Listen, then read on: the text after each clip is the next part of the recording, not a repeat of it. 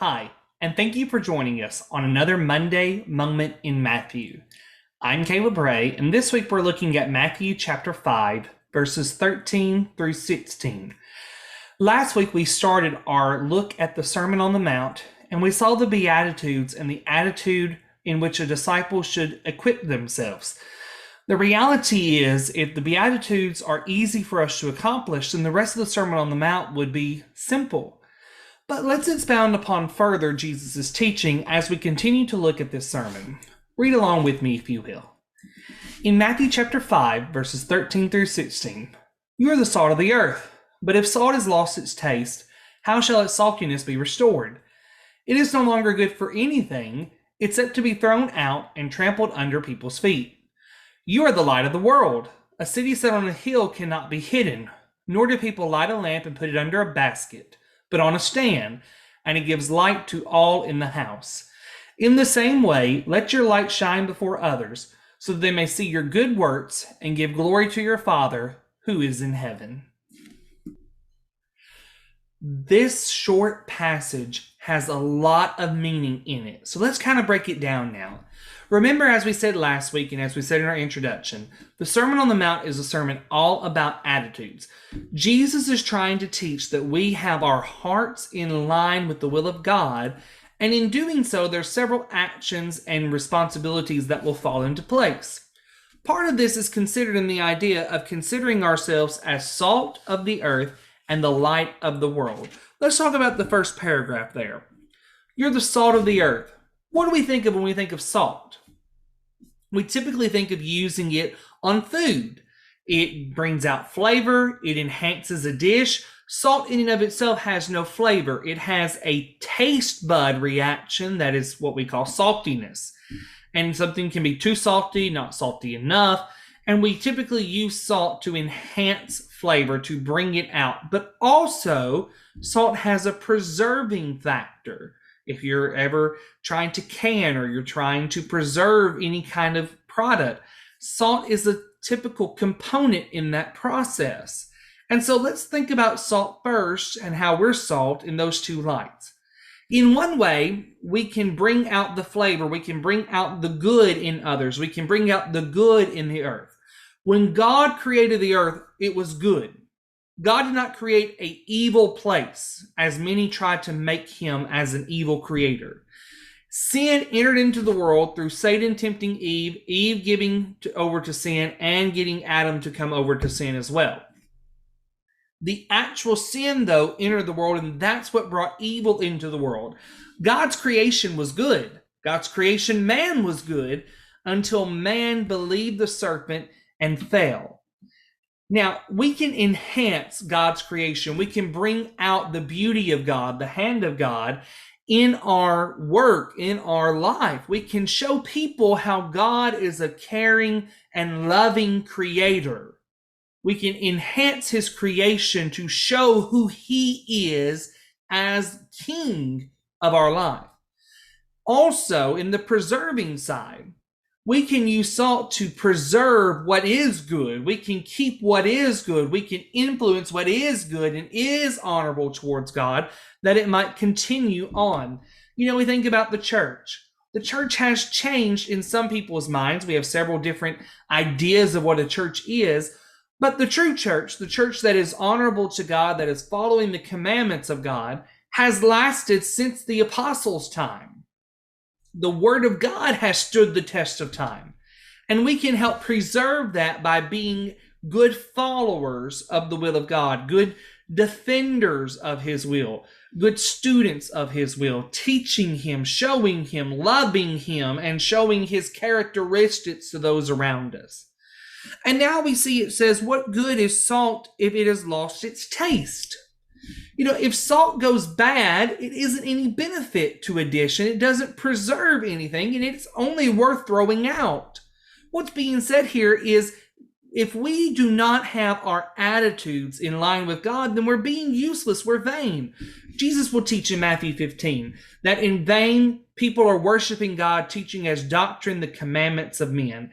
In Matthew chapter 12, when Jesus is presented with the problem by the Pharisees, he will tell them that they are breaking the traditions of God. They are failing to be obedient to God. In Matthew chapter 13, we will see individuals who have grown dull to God. They are not hearing even though they have ears, and they're not seeing even though they have eyes, and they're not understanding. The Jews have fallen from where they should be. Jewish worship is not what it should be in the nation of Israel in Jesus' time. The salt has lost its flavor, and so there is a change that is coming. The salt is no longer worthy of being used. And so that's what we see here. It's no longer good for anything except to be thrown out and trampled under people's feet. When we lose our influence, when we lose our attitude, we are not able to overcome that. Typically, we have to do a complete change, a complete 180. We have to refill the salt shaker, if you will. And we have to be rejuvenized, revitalized, reionized in order that we can be profitable again for the Lord. And now let's consider this idea of light. You're the light of the world.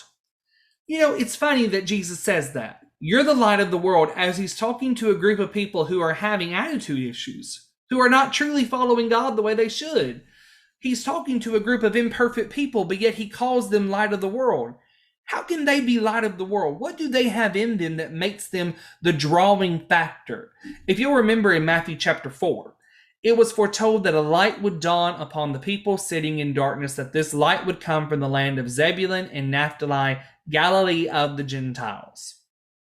Now I want you to remember, who was that light that dawned? Who was that light that had this drawing factor that brought the crowds to them? Well, it was Christ.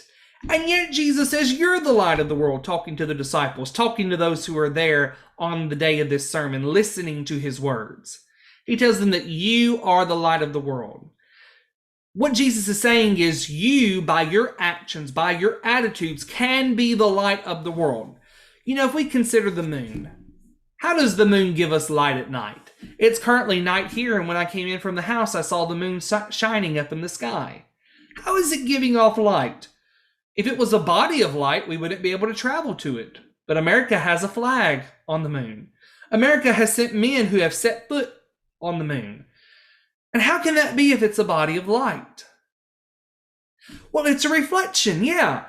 And when we consider that it's a reflection, we recognize that the moon in and of itself has no power to emit light. The moon has no ability to do so, just as you and I have no ability to emit light. Yet we can be a reflection of the true light of the Son, the Messiah, the one whose ministry is dawning on a people in darkness. You know, in every Bible that I have, in Matthew 5, verses 13 through 16, I write one of two phrases: be a moon or shine like the moon. And it's a reminder to me that I am a representative of God. I am a representative of Jesus. And in my life, may God be glorified. I need to shine as a light. I need to shine as a servant of the God Most High. I need to show others who he is. And that will only happen if my attitude is right. And here's the thing that I want to stress. It says, a city set on a hill cannot be hidden, nor do people light a lamp and put it under a basket, but on a lampstand, and it gives light to all who are in the house. When I choose not to shine my light, when I choose to be like the world, when I choose to do things I want to do, and I choose to put my light away, I am putting away the one who died for me. That's a sad reality. I am putting away he who gave all that I could put him away. I have to shine the light because he died for me. I have to shine light because it's the only way I can carry on his message. I need to be a moon shining the light.